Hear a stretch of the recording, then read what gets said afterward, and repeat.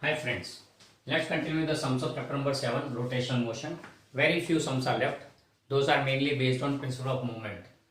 उसमें सबसे पहला हम जो कर रहे हैं वो 7.17 एक्सरसाइज का. The question reads somewhat like this.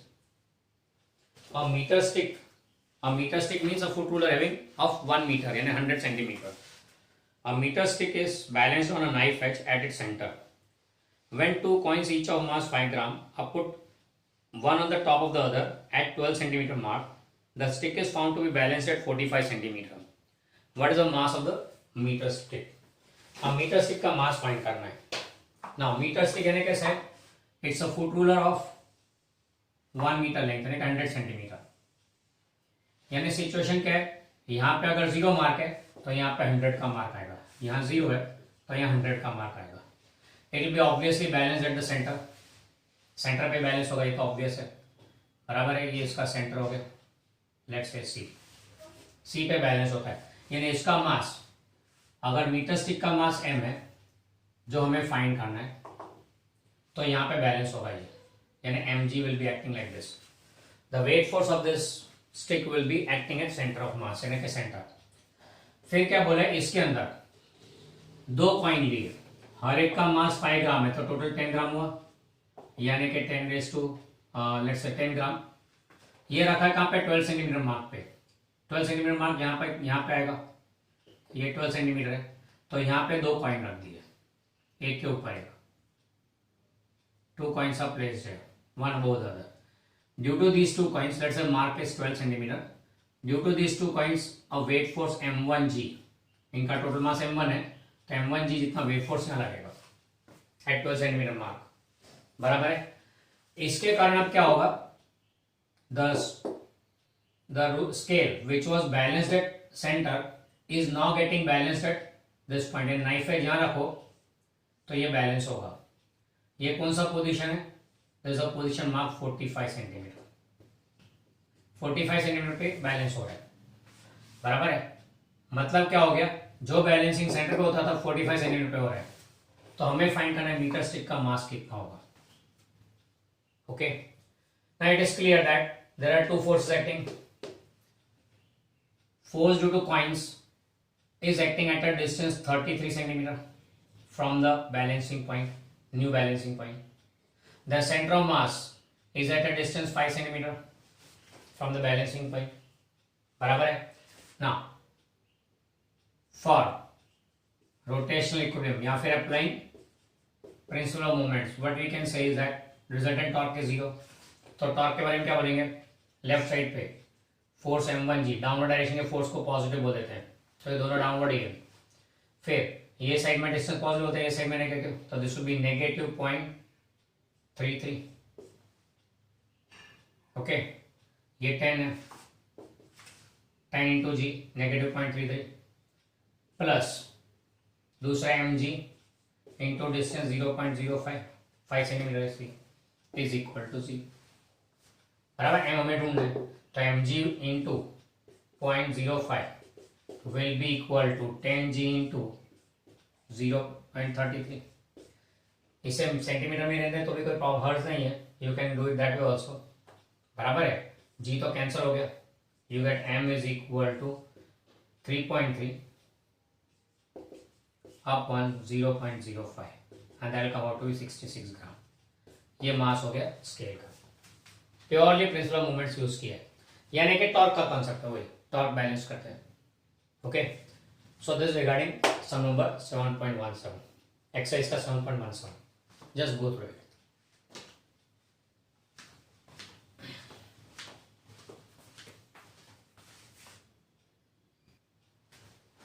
Next चलते हैं इलस्ट्रेशन 7.8 की तरफ. इलस्ट्रेशन 7.8 में क्वेश्चन में दिया है a metal bar 70 centimeter long and 4 kg mass is in mass supported on 2 knife edges placed 10 centimeter from each end. A 6 kg load is suspended at 30 centimeter from the one end. Find the reactions at the knife edges. Assume the bar to be of uniform cross section homogeneous. यानी uniform cross section homogeneous मतलब मास uniformly distributed है. ना यहाँ पे क्या दिया है कि total length of the rod is 70 centimeter, mass 4 kg है, बराबर है।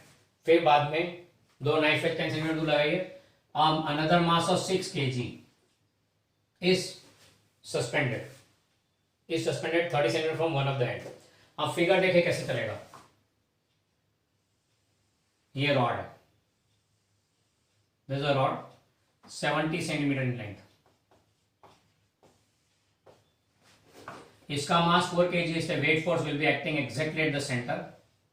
ये वेट फोर्स लगेगा सेंटर पे mg, ये सेंटर है, बराबर है। 70 सेंटीमीटर लेंथ है टोटल, तो ये 35 हो गया, 0 35 70 करके।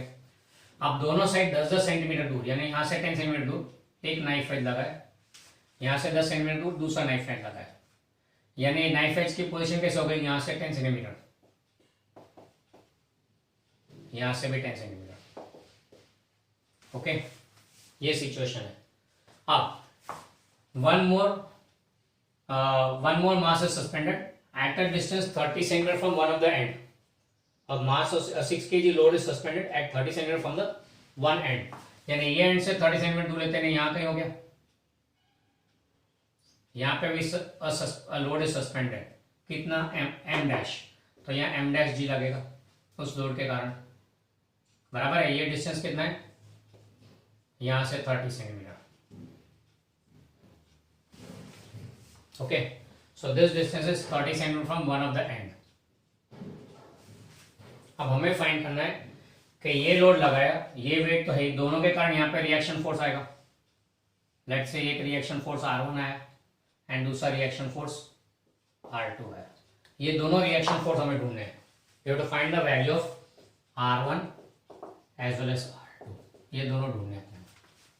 Okay, now here first of all we take for translational equilibrium। Translational equilibrium, अब ट्रांसलेशनल इक्विलिब्रियम के लिए क्या चाहिए, forces should be, resultant force should be 0, sigma F is 0। चलो लेट्स अज्यूम नाउ, जो हमने पहले से लिया था, अपर डायरेक्शन फोर्स को पॉजिटिव, डाउनवर्ड डायरेक्शन की वैल्यूज को नेगेटिव, फिर राइट साइड की वैल्यूज को पॉजिटिव और लेफ्ट साइड की वैल्यूज को negative. Okay, this way will be taking.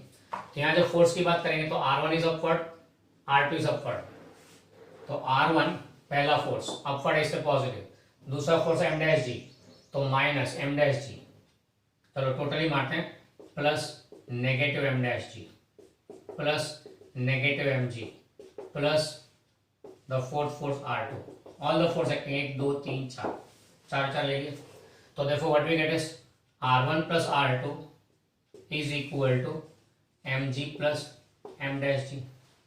तो ये इसका मतलब हो गया कि m into m, g common निकल गया, m plus m dash into g, m plus m dash is 10 kg into g is 9.8, तो ये 98 हो गया। तो R1 plus R2 comes out to be 98, ये पहला इक्वेशन हो गया। R1 plus R2 comes out to be 98। Okay, एक इक्वेशन मिला। अब दूसरा इक्वेशन R1 R2 को इन्वॉल्व करता हो, तो उसके लिए फॉर रोटेशनल इक्विलिब्रियम किस रिस्पेक्ट में लेंगे, तो with respect to centre C ले लेते हैं।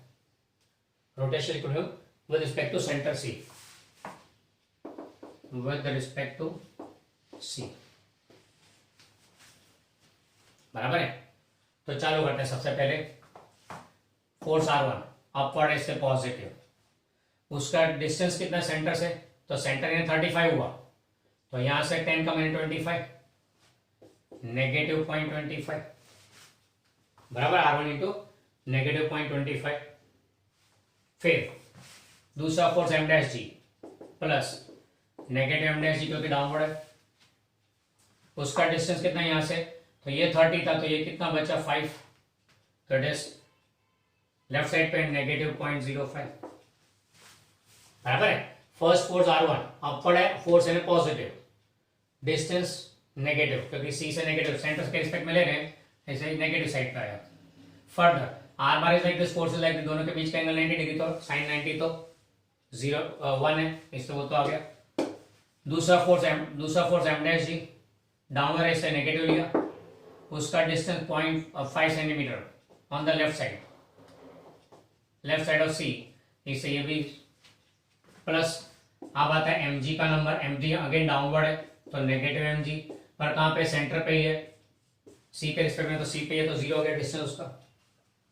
देन R2, तो प्लस R2 इंटू उसका डिस्टेंस यहाँ से कितना है 25 सेंटीमीटर, क्योंकि 35 पे सेंटर है ना, तो 10 दूर है 25 सेंटीमीटर, तो R2 into positive 0.25 is equal to 0। So what does this come out to be, 0.25 common निकला, 0.25 कॉमन निकला, R2 minus R1 is equal to, ये पॉजिटिव है दोनों का प्रोडक्ट, उधर जाके नेगेटिव हो जाएगा, तो माइनस एम डैश जी इंटू 0.05। ओके, ये माइनस साइन को इधर ऑब्जॉर्व कर लेते तो R1 माइनस R2 हो गया, is equal to m dash 6 into g 9.8 into 0.05 upon ये 0.25, बराबर है। इसको सिंप्लीफाई करें तो वैल्यू कुछ आता है 11.76, this comes out to be 11.76, यानी what you get is R1 plus R2 equal to 98, R1 minus R2 equal to 11.76, simplify कर दो you get R1 and R2, दोनों आ गए reactions. Okay, that's how the sum happens. एक equation मिला translation equilibrium से, दूसरा मिला रोटेशन इक्विलिब्रियम से, एंड फिर दो अननोन थे, दो इक्वेशन है, सिंप्लीफाई कर दिया, that's the way we do this. Okay, तो ये हो गया some number illustration 7.8 of the text book.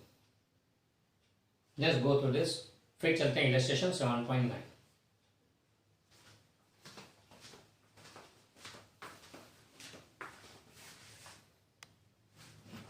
चलो फिर चलते हैं अगला सम इलस्ट्रेशन 7.9। क्वेश्चन में कुछ ऐसा बोला है, और 3 मीटर लॉन्ग लैडर, ये लैडर है 3 metre long, weighing 20 kg, ladder का मास दिया हुआ है 20 kg, leans on a wall, leans on a frictionless wall, its feet rest on the floor 1 meter from the wall as shown, तो wall से 1 metre दूर उसका fit land करता है, ये 1 मीटर है, तो ऑब्वियसली ये कितना होगा अगर वर्टिकल हाइट देखे तो vertical height will be 3 square 9 minus 1 square 8 का रूट, यानी ये डिस्टेंस हो गया 2√2 मीटर, रूट 8 मीटर हो गया ना। ओके, अब what we have to do is find the reaction forces of the wall on the floor, reaction force of the wall and the floor, floor and wall दोनों का reaction हमें find करना है। तो अब यहाँ पे इधर देखें तो यहाँ पे at the centre weight force of this, weight force will be acting, यानी कि mg, ये weight force mg will be acting है, या फिर चलो इसको खाली w लिख देते हैं वेट फोर्स के लिए, बराबर है। अब on the ground when this weight force is acting downward there will be a normal force acting in the vertically upward direction, जो नॉर्मल फोर्स यहाँ पे भी बता सकते हैं, तो वो हम यहाँ पे बताएंगे, ज्यादा अच्छा है, इधर नहीं बताना है। वेट फोर्स के कारण एक नॉर्मल फोर्स क्रिएट होगा on the at point A on the staircase ladder, फिर यही लैडर यूं फोर्स अप्लाई कर रहा है on the wall, let's say F, तो इसका ऑपोजिंग रिएक्शन फोर्स F1 यहाँ पे आएगा, F का opposing reaction force will be in this direction. Okay, ये हो गया, तो एक रिएक्शन फोर्स F1, तो दूसरा कहाँ है, ये F यहाँ लग रहा है, वो यहाँ पे भी लगेगा, the same F applied by the ladder here on the wall will be same as at the base point, तो इन दोनों का रिजल्टेंट जो आएगा वो resultant F2 will be the reaction force at point A, तो at point A reaction force F2 and at point B reaction force F1, तो हमारा target F1 और F2 दोनों का ढूंढना है। F2 के लिए तो बोल सकते हैं कि इन दोनों का रिजल्टेंट है, तो F2 will be equal to root of n square plus f square, अगर ये नॉर्मल रिएक्शन मिल जाए तो काम हो जाएगा। अब नॉर्मल रिएक्शन कैसे मिलेगा, it's sweet and simple, at point D weight force को बैलेंस कौन करता है, normal force, so at point D n is equal to w and that's mg कितना है 20 into 9.8 and that is 196 newton, n आ गया 196, चलो n का काम खत्म हो गया, अब F1 चाहिए ना। F1 के लिए क्या करेंगे, ये F1 F1 ऑप्टेन करना है as well as F1 F1 दोनों सेम आएंगे at point B F will be equal to F1, तो F1 मिल जाएगा, काम हो जाएगा अपना, सॉरी F मिल जाएगा तो काम हो जाएगा। तो उसके लिए हम क्या करेंगे, देखो यहाँ पे for rotational equilibrium with respect two point A, for rotational equilibrium with respect two point A, आप पॉइंट ए के रिस्पेक्ट में रोटेशन इक्विलिब्रियम ले रहे हैं, N is at point A, तो उसका तो कोई इफेक्ट नहीं आएगा, नहीं, डिस्टेंस जीरो रहेगा। दूसरा F will be also having resultant zero, क्योंकि उसका भी एप्लीकेशन कहाँ पे, ए पॉइंट पे है, एन का एन और एफ का कोई कंट्रीब्यूशन नहीं, तो ये एन का ये एफ का, तो अब बचे दो फोर्स, एक F1 और दूसरा W। आप F1 के लिए पकड़ने का डिस्टेंस देखें तो फोर्स F1 इनटू पकड़ने का डिस्टेंस, फोर्स F1 इनटू पकड़ने का डिस्टेंस कितना, तो F1 is acting along this line, उसका पकड़ने का distance from A is this much, यानी इतनी हाइट हो गई 2√2, तो इनटू 2√2 बराबर है W डाउनवर्ड है माइनस W इंटू, अब उसका डिस्टेंस कितना है, तो वेट फोर्स का डिस्टेंस पकड़ने का डिस्टेंस देखे तो इतना हो गया, ना weight force act at the centre, तो ये हाफ हो जाएगा डिस्टेंस, 1 मीटर का आधा, तो it be half a metre, that's equal to 0। बाकी कोई फोर्स है नहीं, normal reaction is acting at the point A, तो उसके लिए तो डिस्टेंस 0 हो गया, F is acting at point A, तो उसका भी डिस्टेंस 0 हो गया, तो बचे कौन, F1 और W, तो वही है W है वेट फोर्स, ओके। तो इधर से हमको F1 मिल जाएगा कैसे, F1 into 2√2 is equal to W into 1/2, W is weight force that 196, तो 196 का आधा 98, F1 2√2, so F1 will be equal to 98 upon 2√2, and that comes out to be 98 upon 2√2, this comes out to be around 34.6 Newton, 34.6 Newton, तो F1 is 34.6 Newton आ गया एक तो answer, एक reaction force आ गया यहाँ का। अच्छा, दूसरा रिएक्शन फोर्स F2 चाहिए, तो F2 is equal to root of n square plus F square, इन दोनों का रिजल्टेंट, n हमारे पास में 196 का स्क्वायर प्लस f कितना है, इक्वल टू F1 34.6 हो गया, प्लस 34.6 का स्क्वायर, ये हो गया ना न्यूटन, तो F2 भी आ गया, ओके। सो F1 भी मिल गया, F2 भी मिल गया, this F1 will come out to be approximately 199, it comes out to be 199 Newton.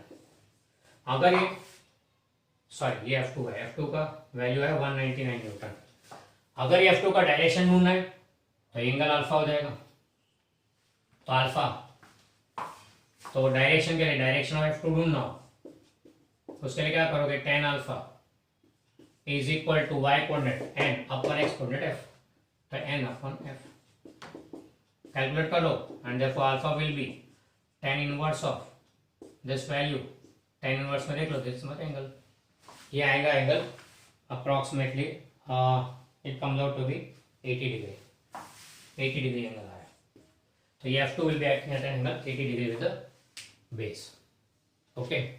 ये हो गया regarding illustration 7.9, just go through this. यहाँ पे हमारे इलस्ट्रेशन भी खत्म हो गए, एक्सरसाइज के सम भी खत्म हो गए, चैप्टर 7 का text numericals are over. Next lecture में will go on for assignment.